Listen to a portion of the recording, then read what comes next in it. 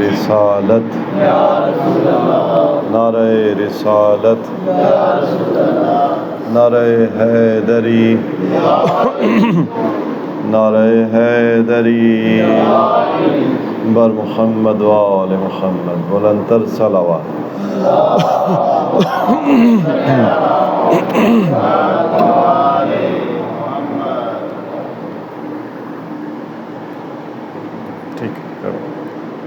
اعوذ باللہ من الشیطان الرجیم بسم اللہ الرحمن الرحیم الحمد للہ رب العالمین بارئ الخلائق اجمعین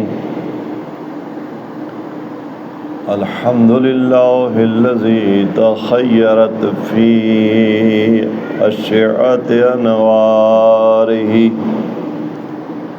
افہام الموحدین وتقاصرت دون ادراک کمالہ اوہام المتوہمین الحمد للہ الذی توحد بالعظمۃ والعلاء وتفرد بالجود والکبریاء لا يبلغ مدحته القائلون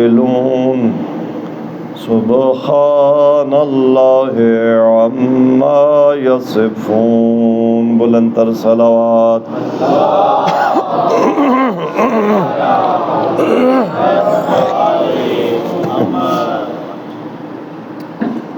ثم الصلاة والسلام على سید الانبیاء والمرسلین بالقاسم محمد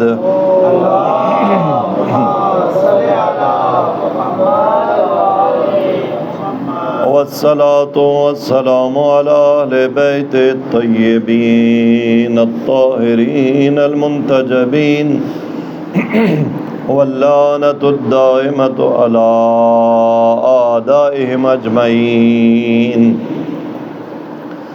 أما بعد فقد قال الله تبارك وتعالى في كتابه المجيد وفرقانه الحميد وقوله الحق وما أرسلنا من قبلك إلا رجالا نوحي إليهم فاسألوا أهل الذكر إن كنتم لا تعلمون بلندتر صلوات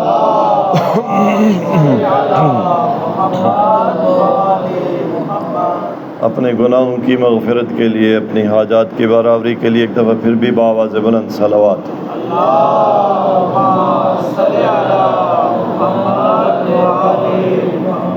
نعرہ تکبیر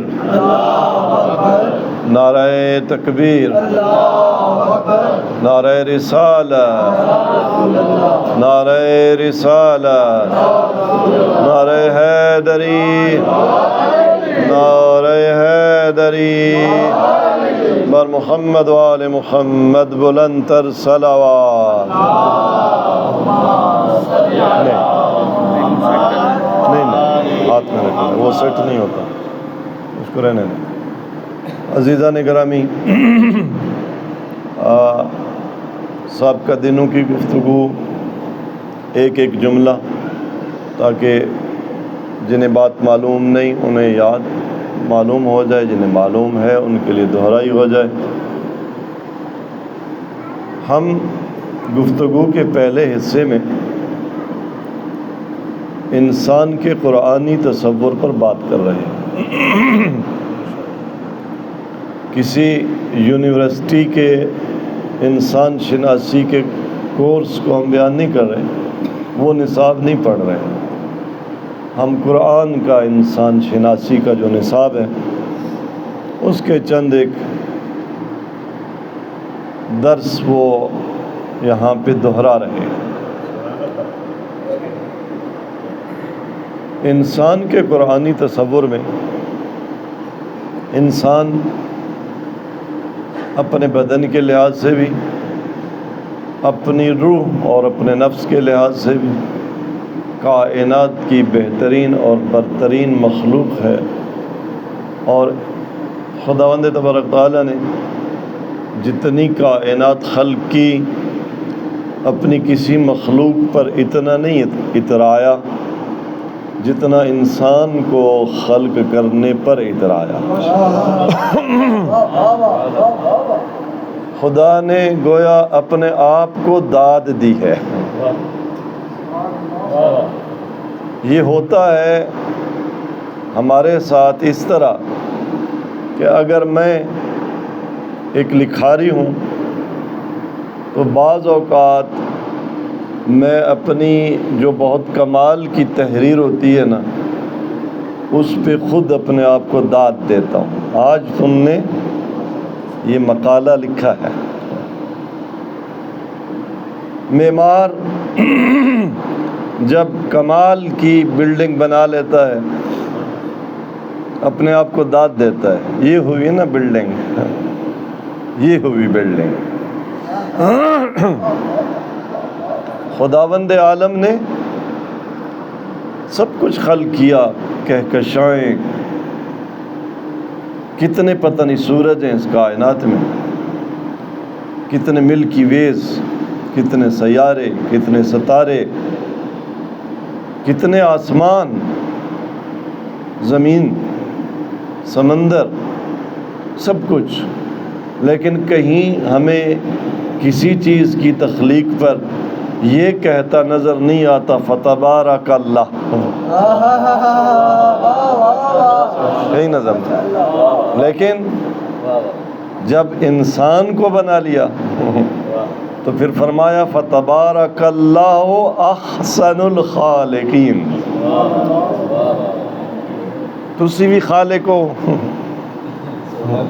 تسی بھی چیزاں بنائیں دے ہو. مینو داد دیو نا، مجھے داد دو. احسن الخالقین میں ہوں جس نے انسان بنا دیا. اور یہ انسان ایسا بنایا کہ وہ چاہتا تھا اپنی مخلوق کے ذریعے اپنی تجلی کرے. پتہ نہیں موسیٰ کوہ طور پہ کون سی تجلی دیکھنا چاہتا تھا، حالانکہ اس نے تجلی تو کر دی تھی. وَإِذْ أَخَذَ رَبُّكَ مِن بَنِي آدَمَ مِن ظُهُورِهِمْ ذُرِّيَّتَهُمْ، جب اس نے آدم کی اولاد کی پشت سے ان کی نسلیں پیدا کی. وَأَشْهَدَهُمْ عَلَىٰ أَنفُسِهِمْ، اب یہ جملہ اس آیت کے حصے کا ترجمہ میں نہیں کروں گا، میں سمجھنے کے لیے، سمجھانے کے لیے وہ جملہ کوٹ کروں گا جو شہید مطہری علیہ الرحمہ نے کوٹ کیا ہے. انسان کی تخلیق کے بعد خدا نے انسان کے سامنے ایک شیشہ رکھ دیا، ایک آئینہ رکھ دیا، اور وہ آئینہ خود انسان تھا.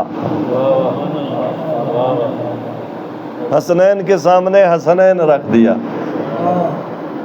ذوالفقار کے سامنے ذوالفقار.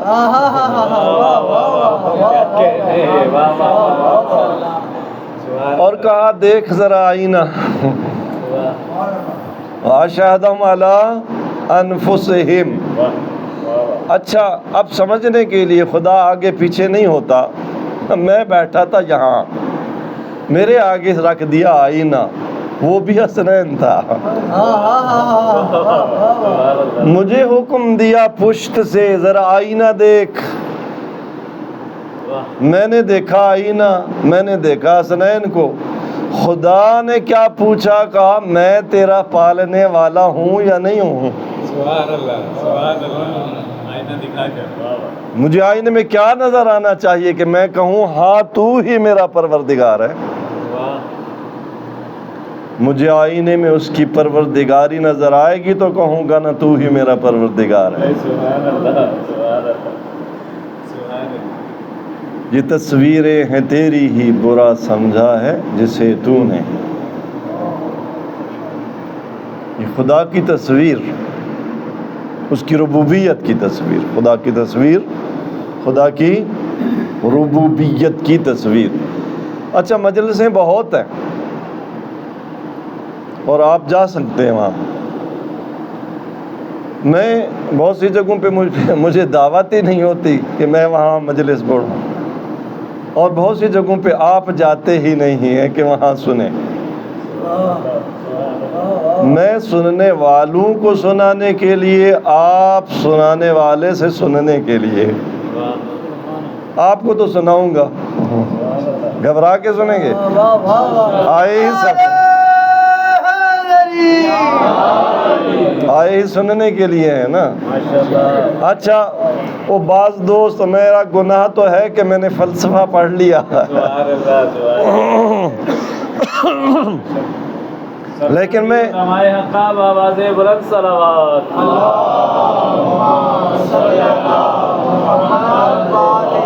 لیکن میں بہت راضی نہیں ہوں کہ یہاں میری مجلس کے بارے میں یہ کہا جائے کہ آغا صاحب فلسفہ بیان کرتے ہیں۔ میں تو قرآن کی آیتیں پڑھ رہا ہوں۔ میں نے کوئی اسفار کا اقتباس پڑھا ہے؟ آپ بتائیں۔ میں نے ملا صدرہ کی اسفار تو نہیں پڑھی۔ میں نے نہ بقرات کو پڑھا ہے، نہ سقراط کو پڑھا ہے، نہ افلاطون کو پڑھا ہے۔ بھائی میں تو خدا کا قرآن سنا رہا ہوں، میں تو مسلمانوں کو ان کی اپنی کتاب سنا رہا ہوں۔ اب اگر مسلمان کو قرآن فلسفہ لگے تو اب کیا کہا جائے؟ یا تو اس کا اسلام کمزور ہے قرآن سے۔ افسوس ہوتا ہے اس بات پر۔ یہ قرآن ہے، میں اس کو قرآن کی تفسیر کے طور پہ بیان کر رہا ہوں۔ تو سامنے آئینہ رکھا، اس آئینے میں اس کی پروردگاری نظر آئے، یہ ہے مقام انسانیت۔ قرآنی انسان وہ ہے جو آئینہ رب نما ہے، جس میں رب کی تصویر نظر آتی ہے، یہ انسان۔ اچھا، وَأَشْهَدُهُمْ عَلَىٰ أَنفُسِهِمْ نہیں فرمایا وَأَشْهَدُهُمْ عَلَىٰ أَجْسَادِهِمْ یا اجسامِهِمْ یا ابدانِهِمْ۔ خدا نے جب خلق کیا تو بدن کو سامنے نہیں رکھا کہ حسنین ذرا اپنا ماتھے کی، پیشانی کی سلوٹیں دیکھ، یہ نہیں کہا اپنی آنکھوں کی ساخت دیکھ، کہا اس کے بارے میں بھی، لیکن اس کو سنوریم آیاتنا فی الآفاق۔ بدن ہے فزیکل باڈی، فزیکل باڈی ہونے کے ناطے بدن آفاق کا حصہ ہے، اس میں بھی آیتیں ہیں۔ ہماری پیشانی کے ایک ایک سلوٹ میں خدا کی ربوبیت کی آیتیں، ہماری آنکھوں کی ساخت میں، ہمارے کانوں کے پردوں میں، وہ جو دعائے عرفہ میں مظلوم کربلا کے الفاظ میں پڑھتے ہیں آپ، کہ جس میں فرماتے ہیں میرے دانتوں کے اگنے کی جگہیں، میرے جبڑوں کا بند ہونا، میرے جبڑوں کا کھلنا، میرے زبان کی حرکت، میرے ایک ایک اعضاء کا امام نہیں چل رہا۔ ادھر سے کمپلینٹ آتی ہے آپ کی بیٹیوں بہنوں سے، میں یہاں سے رکھتا ہوں، بالآخر میں نے سر تو موڑنا ہے نا کہیں، اور اسٹیچو تو نہیں بن کے گفتگو، ادھر سے پیغام آیا ہے کہ آپ کی ایک بات سمجھ آتی ہے دوسری نہیں آتی، آپ سپیکر غلط ہے۔ اب میں نے اس کو ہاتھ میں پکڑ لیا، پھر اس کی آواز کٹ رہی ہے۔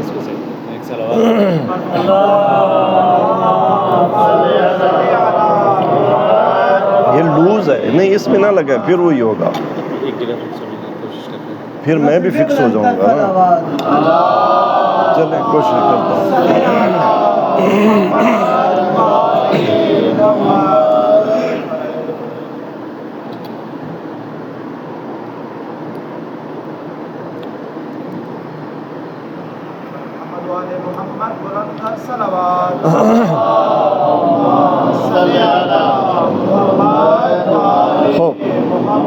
تو عرض کر رہا تھا کہ ہمارا بدن بھی اگرچہ خدا کی ربوبیت کی اس میں بھی نشانیاں ہیں، لیکن یہاں جس چیز کی بات ہو رہی ہے وہ بدن نہیں ہے۔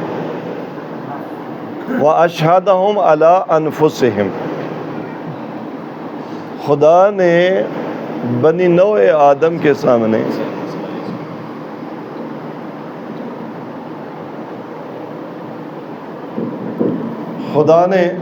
بنی آدم کے سامنے اس کے نفس کو بطور آئینہ رکھا۔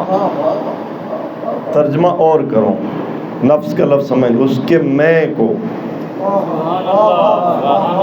اس کے تن کو نہیں، اس کے من کو کہا اپنے من کو دیکھ، اپنے میں کو دیکھ۔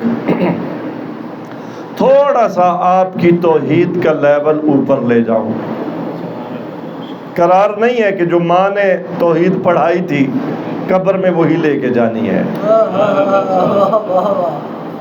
ٹھیک ہے نا، یہ ایسا تو نہیں ہے۔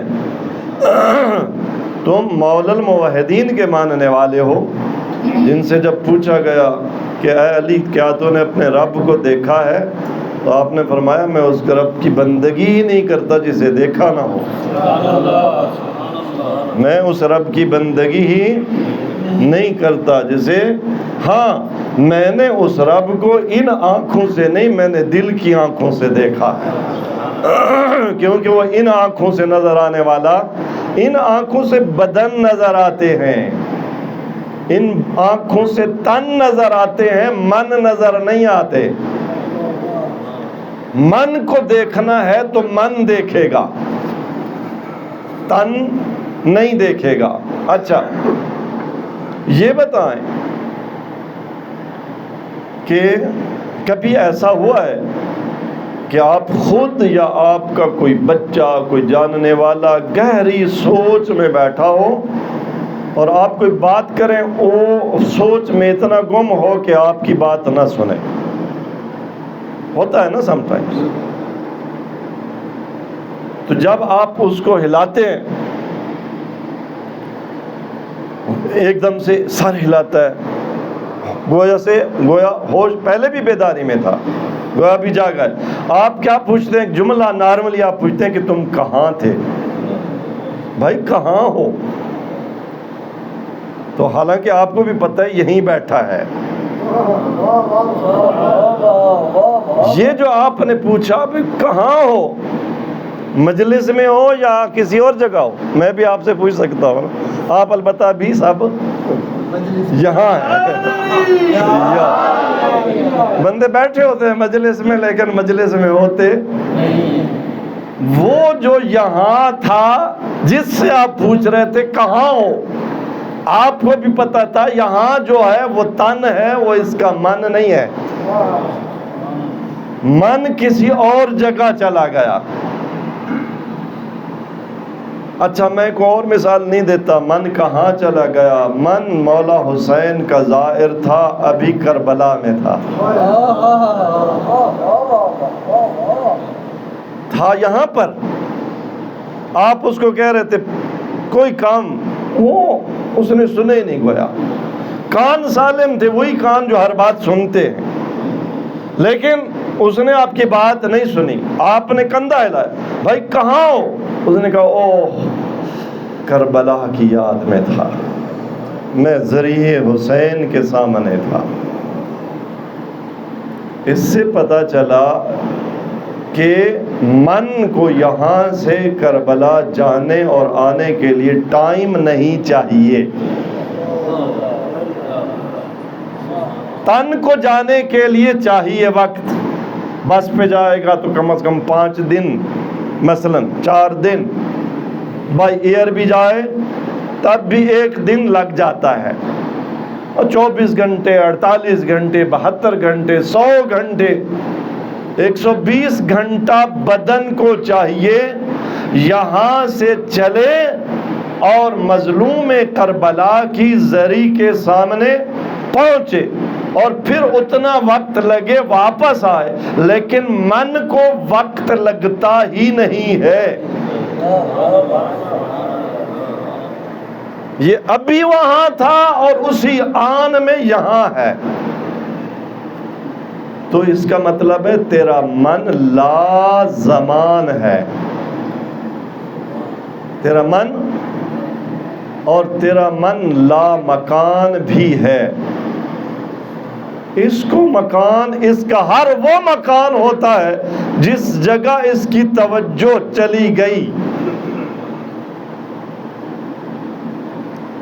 آپ میں سے بہت سارے لوگ ایسے ہوں گے جو جب پیدا ہوئے نا اور شعور کے بچپنے میں آئے تو ان کا جو ابھی گھر ہے نا یہ نہیں ہوگا، وہ ماں باپ والا پرانا کوٹھا، یوں کہہ دوں پرانا کوٹھا، وہ پرانا چولہا جس پہ اماں جی صبح ناشتہ کرواتی تھیں۔ اچھا، میں نے جب یہ بات کی نا آپ میں سے ہر بندہ اسی چولہے میں پہنچ گیا، اسی کوٹھے میں تھے آپ، یہاں ہوتے ہوئے یہاں تھا آپ کا تن، اور آج سے 40 سال پہلے کے کسی مکان اور کوٹھے میں آپ کا تھا من۔ تو آپ کے من کا مکان نہیں ہے، بس جدھر اس کی توجہ چلی گئی، جس مکان میں حاضر ہو گیا وہی اس کا مکان ہے۔ اس کا اپنا کوئی مکان نہیں ہے، اس کی نسبتیں مکان بنتی ہیں۔ یہ من کیسا ہے جس کا نہ زمانہ ہے نہ مکان ہے، لا مکان و لا زمان۔ اب تک تو سنتے تھے خدا ہے لا مکان و لا زمان، آپ کو شک تھا بھلا یہ ہو سکتا ہے کہ خدا ہو اور لا مکان ہو لا زمان ہو؟ خدا نے شیشے میں تجھے تیرا من دکھا دیا، تیرا من ہو سکتا ہے لا مکان و لا زمان ہو؟ اس کے لیے تو سپیس اینڈ ٹائم نہیں ہے۔ تیرا وہ من جو صرف ایک جگہ حاضر ہو سکتا ہے، چاہے یا کربلا میں ہوگا یا یہاں ہوگا، یا یہاں ہوگا یا آج سے 40 سال پہلے اپنی اماں ابا کے اس کوٹھے میں اس چولہے میں ہوگا۔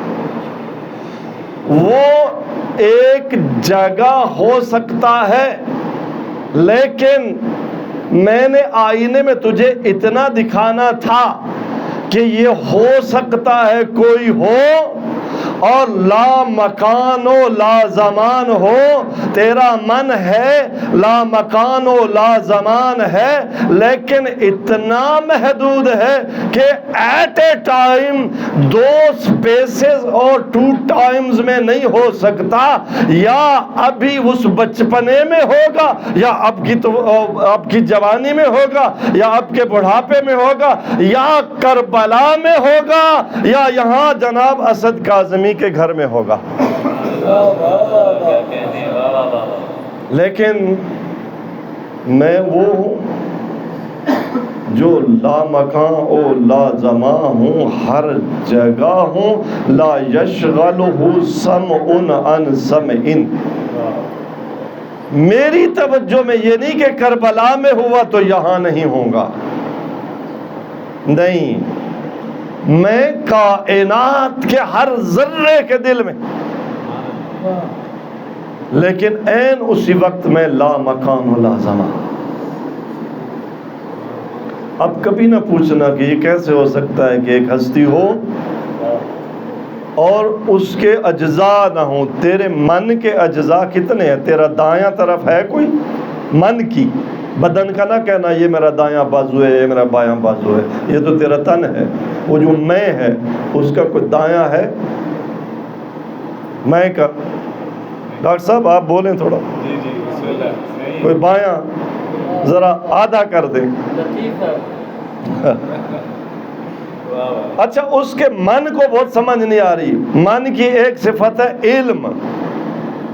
آپ کے علم کا کوئی دایاں بایاں ہو کہ جو میرا میں ہے نا اس کے اس طرف ڈاکٹر حسنین کے بارے میں علم ہے اور اس طرف ڈاکٹر اسد کاظمی کے بارے میں علم ہے۔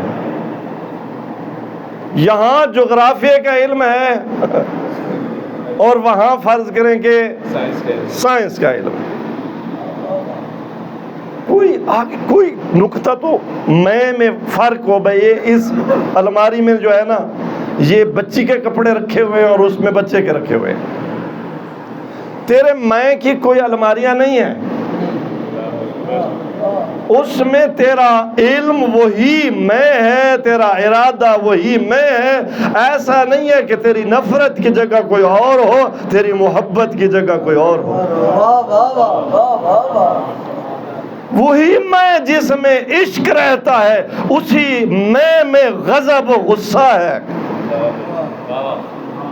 وہی میں جس میں ارادہ ہے, اسی میں علم ہے. تو تیرے میں ساری تیری صفات عین ذات ہے. جملہ بڑا کہہ گیا ہوں. تیرے میں کی ساری صفات تیرے میں کی عین ذات ہیں. یہ نہیں کہ بھائی ادھر صفت ہے اور ادھر ذات ہے. تیرے میں اب تجلی نظر آئی نا عین صفات کی ذات میں. رب کے بارے میں آپ صفات ثبوتی, آپ بھلا کس نے کون پڑھاتا ہے ہمیں؟ ہم نے رب کی ربوبیت کا پہلا سبق بھی نہیں پڑھا. کیسے مسلمان ہیں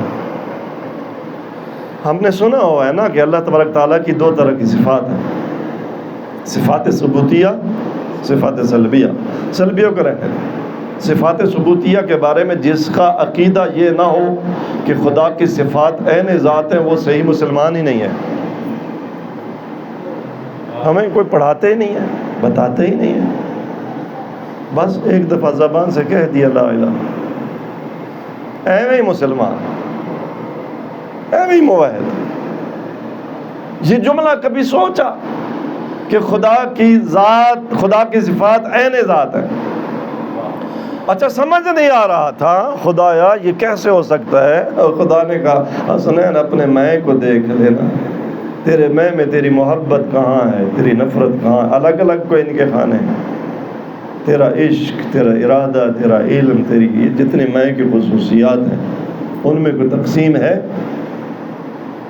نہیں. بس اس سے زیادہ توحید کا درس اب نہ پڑھانا چاہیے. شاید اس میں بھی میں کچھ زیادتی کر گیا, لیکن نہیں, جب تک ہم نہیں بولیں گے آپ کا قصور نہیں ہے, بخدا نہیں جب سنائے گا, عالم نہیں سنائے گا, ذاکر نہیں سنائے گا, حسین کی توحید کہاں پھر انسان کو سمجھ آ رہا. حسین کے انصار ایسے کھڑے تھے, وہ پہلے میدان توحید کے پہلوان تھے, پھر میدان وغا کے. یہ ہو نہیں سکتا, یہ ہو نہیں سکتا. اور اس کی چھوٹی سی مثال, حضرت امیر المومنین کے پاس حضرت عباس علمدار کا بچپنا اور جناب زینب سلام اللہ بیٹھے, اور حضرت امیر نے حضرت عباس سے فرمایا عباس کہو ایک, عرض کی ایک, فرمایا کہو دو. عباس علمدار رکے, کہا بابا جس زبان پہ توحید آ گئی, جس زبان پہ ایک آ گیا اب اس پہ دو کیسے آئے؟ اس پہ دو. ہاں یہ کوئی حضرت عباس بابا کو سبق نہیں پڑھا رہے تھے, بابا کا پڑھایا ہوا سبق سنا رہے تھے. یہ بابا کا پڑھایا ہوا سبق سنا رہے تھے. یہ ہے توحید. خوب یہ توحید تھی جناب مسلم ابن عقیل کی, کہ توحید والا پھر اکیلا بھی رہ جائے تو گھبراتا نہیں ہے. یہ توحید تھی مسلم کے دو بچوں کی. لیکن توحید بھی یہاں جرم ہے. اسی توحید پرستی کے جرم میں تو ان کے بابا کو شہید کیا گیا. اسی توحید پرستی کے جرم میں تو ان کے آقا حسین کو کربلا کے میدان میں لوٹا گیا۔ اسی توحید پرستی کے جرم میں ہی تو حسین کے بچوں کو کربلا کے میدان میں تمانچے مارے گئے، ان کے در کھینچے گئے، ان پہ ایسا ظلم ہوا۔ کیا اب عصر عاشور جب خیموں کو آگ لگائی گئی تو اہل بیت کے توحید پرست بچے اس طرح سے بکھرے کہ کہتے ہیں جیسے کسی پرندے کے گھونسلے کو آگ لگ جائے نا، اور اس کے پرندے کے بچے بکھر جاتے ہیں، اہل بیت کے بچے یوں میدان کربلا میں بکھرے۔ اور پھر کتنے بچے جو فوج اشقیاء کے گھوڑوں کے سموں تلے شہید ہو گئے۔ راوی کہتا ہے میں نے دیکھا اہل بیت کے 16 بچے، وہ جو کربلا کی لوٹ تھی نا، لوٹ مار جس میں فوج اشقیاء خیموں پہ ٹوٹ پڑی تھی اور اہل بیت کے بچے بکھر گئے تھے، اس میں 16 بچے گھوڑوں کے سموں تلے آ کر شہید ہو گئے۔ قربان جاؤں، یہی تو وجہ ہے جب 11 محرم گرا اور تو اور حسین کی سکینہ بھی نہیں مل رہی تھی۔ یہ ایسے نہیں کہ بیبیاں نکلی زینب ام کلثوم بہنا بچوں کو سنبھالے کدھر گئے، حسین کی سکینہ نہیں مل رہی۔ لیکن کتنے ایسے بچے جنہیں زینب ام کلثوم سنبھال ہی نہیں سکی۔ ان بکھرے ہوئے بچوں میں 2 بچے مسلم کے تھے جو اس رات اس عصر میں بکھرے نا میدان کربلا میں، ان میں 2 لال، وہ جناب مسلم کے جنہیں دشمن کی فوج نے قید کر کے ابن زیاد کے پیش کر دیا، ان بچوں کو زندان میں ڈلوا دیا اور داروغے کو حکم تھا ضیق علیہما، ان پر سختی کرنی ہے۔ 1 سال پورا مسلم کے بچوں نے اس زندان میں ایسے گزارا، پانی اتنا ملتا تھا پیاس نہیں مٹتی تھی، کھانا اتنا ملتا تھا بھوک نہیں مٹتی تھی۔ ایک دن بھائیوں نے کہا جب اتنا کم پانی ملتا ہے، جب اتنا کھانا ملتا ہے کم، پھر ایسا کرتے دن کو روزہ رکھیں گے، جو پانی ملے گا شام کو اس سے افطار کریں گے۔ 1 سال بعد مسلم کے بچوں کے بدن گھائل ہو چکے تھے۔ ایک دن مشورہ کیا کیوں نہ یہ جو داروغہ ہے اس کو ذرا اپنا تعارف کروائیں، شاید مومن ہو۔ ایک دن جب مشکور آیا نا، جو بھی کھانا پانی تھا لے کے، تو بچوں نے سوال کیا اے داروغہ اتعرف محمدن، آیا تو محمد مصطفیٰ کو جانتا ہے؟ مشکور نے کہا کیوں نہیں، وہ نبی محمد مصطفیٰ میرا نبی ہے، میں اپنے نبی کو نہ جانتا ہوں تو کس کو جانتا ہوں۔ جب یہ کہا نا بچوں کی تھوڑی سی ٹھارس بندھی، اب اگلا سوال کیا اتعرف جعفرن، آئے تو جعفر طیار کو بھی جانتا ہے؟ داروغے نے کہا ہاں کیوں نہیں، اس کو تو اللہ نے 2 پر جنت میں عطا کیے ہیں، وہ جعفر طیار ہے، ابو طالب کا لال ہے۔ پھر بچوں کی اور جرأت بندھی، کہا کہ آیا اتعرف علیًا، آیا تو علی کو بھی جانتا ہے؟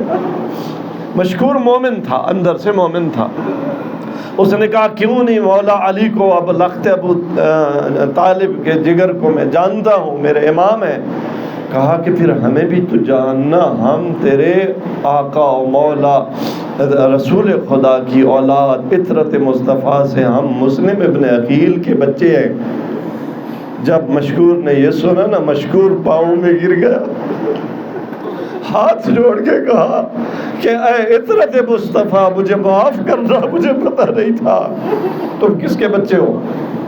یہ رات کا وقت ہے، میں زندان کا دروازہ کھول رہا ہوں، نکل جاؤ، خدا کرے اپنی ماں تک پہنچ جاؤ، رات کی تاریکی میں کوفہ سے دور ہو جاؤ، نکل جاؤ۔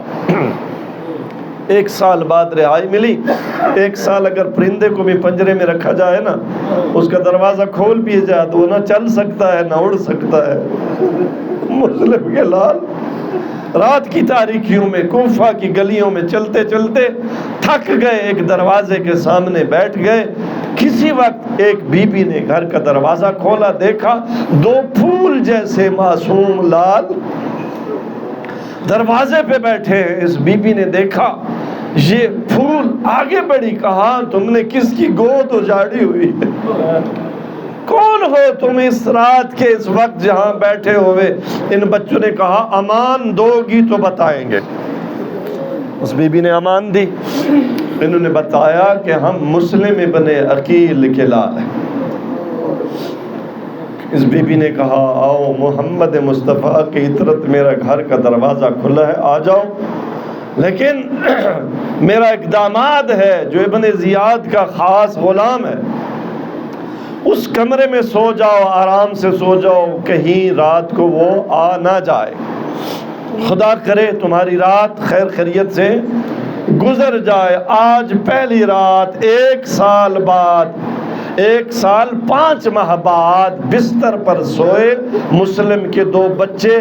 بعض اہل منبر یوں پڑھتے ہیں کہ آج ان کے ہاتھ کھلے تھے، آج زنجیریں اتری ہوئی تھیں، کہا آئے آج باہوں میں باہیں ڈال کر بھائیوں کی سو گئے۔ لیکن رات کے کسی وقت عالم خواب میں دیکھا کہ رسول خدا ہیں، جناب مسلم سے کہہ رہے ہیں مسلم خود تو تم میرے پاس آ گئے، اپنے بچوں کو چھوڑ آئے، تو بابا کہہ رہے ہیں یا رسول اللہ کل میرے بچے بھی میرے پاس آ جائے۔ سن کے جاگے، اور اہل بیت کے بچے تھے، معرفت رکھتے تھے، انہیں پتہ چل گیا آج زندگی کی آخری رات ہے۔